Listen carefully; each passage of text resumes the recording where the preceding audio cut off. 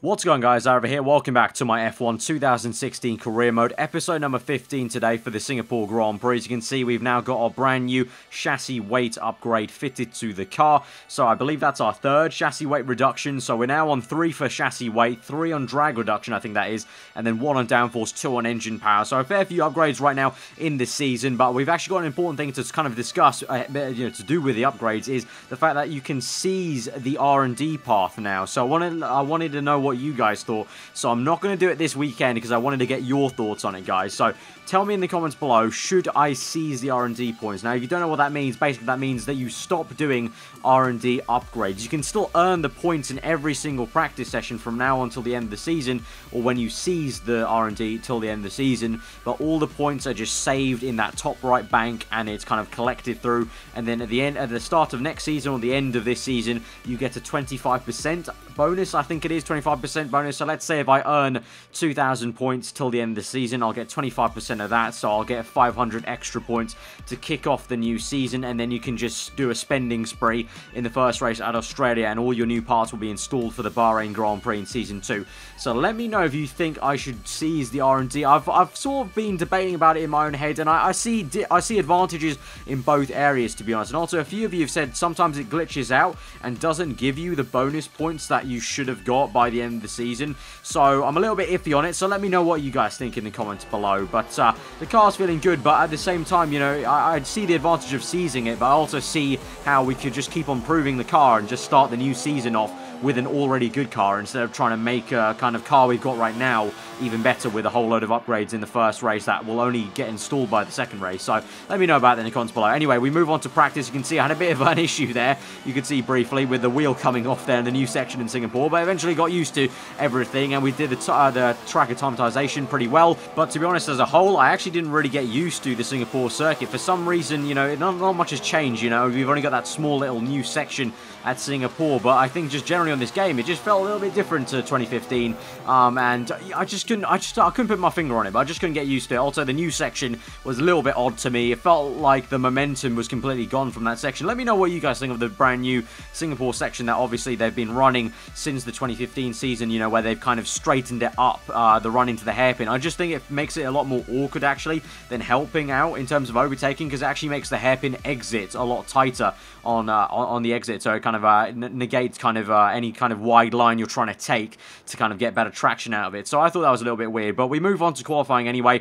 Still, I wasn't fully 100% confident going into qualifying, so we've moved on to Q2, and you actually notice we are on the ultra soft. So for the first time in a while, we're actually you know, setting our Q2 lap time on the fastest tire available, because I really wasn't actually that confident about getting to the next session on super softs. And to be honest, in terms of looking at the strategy ahead later on in the episode, you'll see that there wasn't really too much to actually change about the strategy, to be honest. So we made it into Q3, thankfully, along with our teammates. So JENSON was looking a lot stronger than me this entire weekend. In practice, he beat me in every single session. In qualifying for now in Q2, we've just got the measure of him, but he was looking very, very strong, which is a good thing. It's good to see, you know, when your teammate can challenge you, and I guess that's, I think the ultimate AI is just a little bit better around Singapore, I think, so I think that's kicking in quite nicely there. But we move on to our Q3 lap, pretty tidy through the first few corners, and then we continued on. I think my Q3 lap as a whole could have been a little bit better. Probably wasn't as clean and tidy as actually my Q2 lap was, so we'll see how it comes out at the end of it. But as I mentioned, just didn't get to grips with the circuit. You know, I felt a lot of understeer through the car, which was quite weird, because I believe I ran, I think it was about 8.7 or maybe 9.8, you know, front wing and rear wing, so quite a lot of downforce, so that did kind of hinder us on the straights a little bit, so that should, might maybe come into effect in the race. Might be a little bit of an issue for us. In qualifying, obviously, running higher wings and having a little bit of a slower pace on the straight line doesn't matter too much in qualifying, because you're kind of trying to gain all the time in the corners, but when the race comes into it, you know, with slipstream, DRS, heavy fuel, that might come back to bite us. But, you know, through the final corner in Q3, it's going to be at the moment P4, but obviously people will set their lap times, and we come through for not P7 this time, so thankfully not coming in another P7, but P8, so one place lower, and our teammate actually came in P7, so very, very surprising to see Jenson Button beating me in qualifying. It's been a while since he's beaten me in qualifying, so I guess fair play to him. And Sebastian Vettel with a brilliant pole position. Daniel Ricciardo, you know, finishing at the front row, so no Mercedes on the front row. So very, very odd, just like 2015, you know, the Mercedes somehow just didn't work quite well here at Singapore, and they're on the front row, locking out they're locking out the second row, I should say, with Rosberg there in third and Hamilton fourth. But from 8th place on the grid, our teammate 7th, so I think it shows the car's working pretty damn well, and it's encouraging to see Jenson right up there, so hopefully we'll be able to get a good double points finish, and quite a high one, actually. Obviously, we've been pretty good on the starts this entire game, so we'll be looking to make positions up on lap 1, and hopefully overhaul Williams. We got quite a few points to them in the Constructors, so we won't do it this race, but we'll definitely help towards it. So let's go towards what will be the longest race on the calendar, the Singapore Grand Prix, under the floodlights. Let's get going.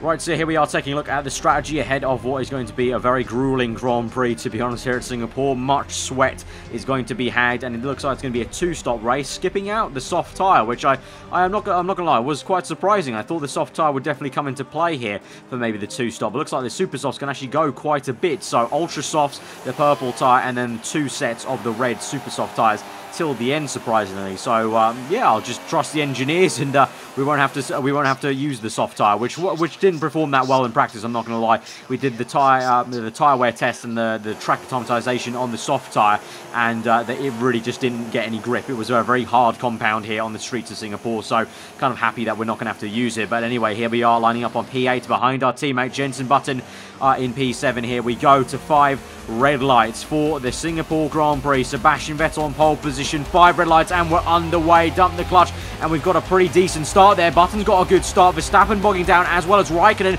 and they go 4 wide there. Hamilton 2 mucks, and there'd be contact. Hamilton's round. We've made contact with Max Verstappen. We've slowed down, but they went 4 wide into turn 1. That was never going to work. 2 Mercedes, the Ferrari and Red Bull, all going abreast into turn 1, and Hamilton is the one that loses out there. Looks like he span on, I think that was a Red Bull car of Daniel Ricciardo there, but we're up into 5th place because of it. We're going to have a look at a replay of what happened there. It's absolute chaos from the start of the Singapore Grand Prix. So Rosberg gets a lightning start there, goes down the inside of both the Red Bull and the Ferrari. Hamilton slips down the inside, cuts the corner here, and then he spins himself on the side pod of the Red Bull Ricciardo. So really, to be honest, I think that's his own fault, really. So let me know what you think about that. I think that's pretty much his own fault. As we look on from Kimi Raikkonen, you can see just what a sight that is, going 4 wide into the first turn, and then obviously Hamilton just blows up on the inside line. This is Jenson, gets a pretty decent start. You can see me there, I kind of go a bit cautious into turn 1, and then here, obviously I see Hamilton, so I want to move to the right, and that allows us to get caught up on Verstappen's right rear tyre, so we got caught up and slowed down a little bit.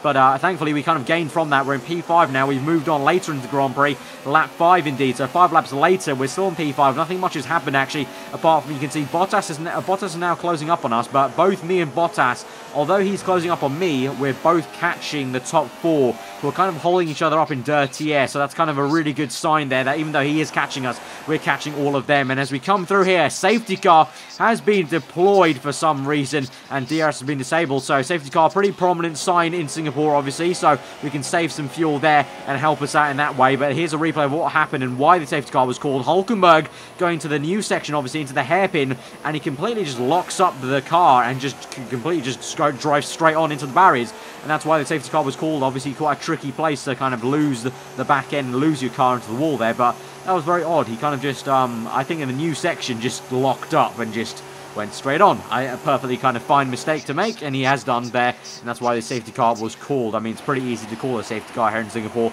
That's why we've seen it so many times in real life. So we make a switch onto the super soft tyres. You can see we pit under the safety car, as well as Sebastian Vettel. Interestingly enough, a few people ahead of us have not pit under the safety car, so We'll see how that plays out and if that will hinder any of them. I believe up ahead, Ricciardo, myself and Vettel have pit under the safety car. Interestingly enough, Sebastian Vettel's put on Ultra Softs under the safety car. And as we get away, green, we go away from the safety car. You can see Sebastian Vettel comes straight into the pits. So a very, very odd strategy for Sebastian Vettel to pit for Ultra Softs for the safety car and then come immediately back in on the pit stop after. So I have a feeling he may have sped under the safety car. Maybe that's a drive-through penalty for him instead of actually changing tyres. But he's on the Ultra Soft. Ricciardo's on the Ultra Soft. Move on to lap 10 now. You can see there's an absolute gaggle of cars here. Ricciardo right behind. I think that's Raikkonen, obviously, battling Magnussen there. So very, very surprising to see the Renault right up here in the top 10 fighting away and fighting the Ferrari.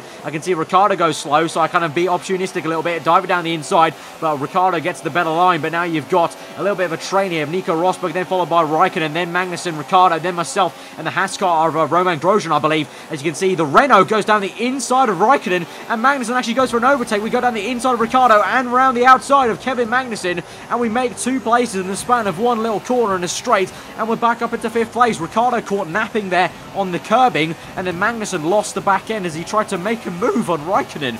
So very surprising to see the Renault be so audacious there under braking to try and make the move. And you can see Palmer is in P3. What on earth is happening today? So the Renaults taking opportunities from the safety car, but now Raikkonen goes down the inside into turn 1. He'll leave the door open here, and this might help us overtake Palmer very easily. Into turn 2 we go. We got DRS off that last corner. That helped us try and catch these guys, and now we have got up into 4th place. And Daniel Ricciardo now, though, unfortunately, will be on us on the very next lap, lap 13, and he'll get us with DRS, and I think that is kind of a unfortunate thing that we can't really help there. And we tried to make something work, but I kind of go wide and on the curb there, so that just doesn't work out, and we lose a position completely to Ricciardo there. So on towards lap 15, 2 laps later, we're in P5 still, but now Verstappen's going to try and make the move into turn 1. We do the switchback line beautifully, and we go down the inside of Verstappen into turn 2, trying to fight him back. We squeeze him out very aggressively, but in the end it won't matter because Lewis Hamilton on the very next lap is overtaking Verstappen now, is coming back at us after spinning, remember, at turn 1 on lap 1. Here he comes with DRS down the inside.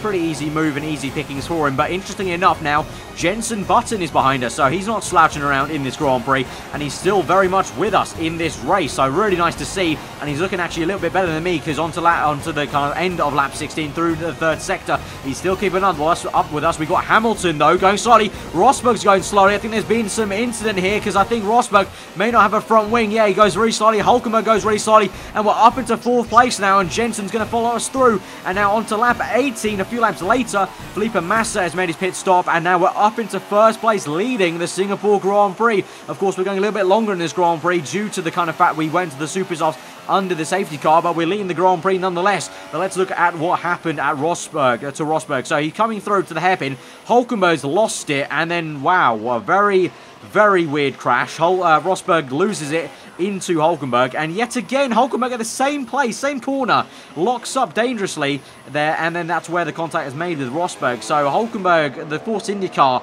just must have something wrong with his brakes or something with its configuration for it to lock up again in that part of this in that part of the circuit. And then there's Rosberg crashing into the wall, and Hulkenberg losing a bit of his front wing, and that allowed us to obviously overtake all of them as he slowed up Hamilton for us in Sector 3. So we move on to now lap 20. It's now time for our pit stop. You can see the Mercedes car and Button continue on there. So Jenson is looking good in those super softs. He's going to continue on for at least one more lap, so we'll try and undercut here, and we're going on to another set of super soft tyres. So look, I took these tyres a little bit longer than I maybe wanted to, and basically my thinking was I would stretch the second set out so we had more tyre life in these second set of super softs towards the end of the race, because I honestly don't know where we are in the pecking order of this race. So I just don't know if we're going to be fighting people. You can see on the left-hand side coming through is Nico Rosberg and a Williams car there. So I honestly just don't know who we're going to be racing. If it is a slower car, we definitely need this kind of extra bit of tyre life in these super softs to fight them. At the moment, Rosberg's on the soft tyre, interestingly.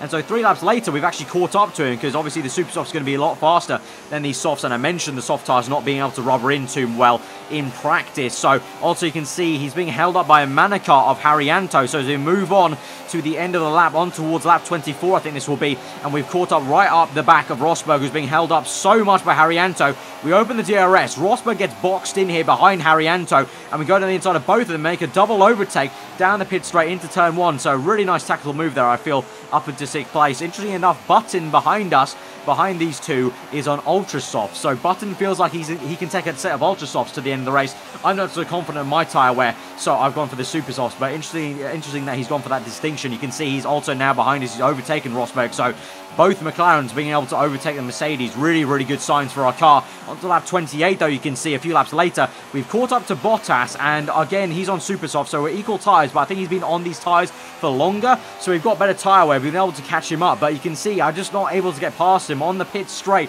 We just don't have the speed, and then through this next corner onto the back straight, we open DRS. We've got a pretty good run, but we just don't have the legs. Obviously, the Honda engine, we've upgraded it, but it's just still not up to pace and par with the Mercedes car. Also, my setup doesn't help, because my setup was a very high downforce setup. I think 8.7 wings, whereas I think JENSON, I'm pretty sure all the AI cars run default 6.6. So JENSON had a lot more straight line speed, and you can see that because he actually comes down our inside on lap 30. 2 laps to go of this Grand Prix, and tries to make a move there. He's not able to make it work through turn 1, but he keeps it through. He's got an ultra soft, remember, so he's pretty good through these corners, and it looks like he's not suffering for as much tyre wear as I am. So, I mean, good on him. I said it at the very start of the video. He's looked stronger than me the entire weekend, like, a lot faster than me, actually. But we're right up Bottas' gearbox with DRS. Can we try and make a move? We're a lot closer than we ever have been. We're going to go for it. Down the inside, hit the curb. He's going to keep it around the outside. We're not going to be able to make the move stick, and we're getting held up by Bottas and getting so frustrated at this point. It's been about 4 or 5 laps being stuck behind Valtteri. We try the move maybe around the outside, but we go very, very wide, and that allows JENSON to come through. He bang tyres, and JENSON very, very aggressively comes through for 6th place and pretty much just kind of slaps me in the face and goes, okay, Aarava, you've had enough. It's my turn to try and overtake the Williams car. So through the final corner, on towards the last lap of the Grand Prix. Final chance for JENSON and me to try and overtake Bottas, and Button down to the inside of turn 1, has the pace, has the grip, and gets the move done, something I wasn't able to do for about 5 laps. We try it down the inside of turn 2, but Bottas does a really good job of keeping around the outside. We bang side pods there and tyres, so he's right now still in 6th place, but through the next corner, we'll get a good run through it, the mid part of the corner, good grip, and we'll go around the outside. We'll have DRS to get away from him, and we're up into 6th place, and JENSON, there you can see, has already streaked off into the distance in P5, just showing perhaps how much he was getting held up by me and Bottas scrapping away here on lap 31 and the previous 5 laps. It actually probably previous 7 laps, really, if I'm thinking about it, that it took us to fight Bottas and overtake him. And so we come through the final corner. JENSON Button will get 5th place. We'll get 6th. So it's a really solid double points paying position. We've been beaten by our teammate fair and square, though. He had the better pace, the better strategy. He was on the ultra softs at the end. Had so much better pace than me, and I just need to, you know, put my hands up. I've been beaten by my teammate fair and square, so well done to him in 5th place. You can see Daniel Ricciardo comes through to win the Singapore Grand Prix. A great day for Red Bull. Double podium there. Felipe Massa gets 3rd place. Very, very surprising and very, very annoying, because obviously we are fighting Williams in the Constructors. So we've beaten one Williams today. Unfortunately, the other one has got a freaking podium. So very, very good day for them in terms of Massa there. Vettel down in 4th. I suspect he was on the podium, but he has a penalty there, you can see, and he's very close to Massa in the timing. So I think he actually got a penalty and got pushed off the podium. And a very bad day for the Mercedes cars outside the top 6. So a very, very poor day for them as a Constructors team. A good day for us. McLaren, double points paying position there with P5 and P6. I'm very, very satisfied with that. Just showing Singapore was a very strong race for us as a whole, although myself personally wasn't too comfortable throughout the entire Grand Prix. JENSON definitely handed it over us the entire weekend there. Out-qualified us and out-raced us there at the end, but still pretty good job in the Driver Championship, and JENSON will move up the order. Max Verstappen moves up there with that podium finish as well, ahead of Valtteri Bottas, but we're looking pretty there, I should say. That's a very weird sentence to say. Pretty there behind Daniel Ricciardo. And the Constructors, you can see, we're still trying to catch up Williams. We're definitely ahead of Toro Rosso, but we're just trying to kind of struggling to fully catch up to Williams, because if they keep getting random podiums like this, then it's going to be a bit of a tall order. But we'll keep on pushing, and we'll see how it goes with the R&D, of course. Again, guys, a reminder, let me know in the comments below what you think I should do, because really, I see it both ways. I see advantages of continuing R&D and also advantage of seizing it. So let me know what you think I should do,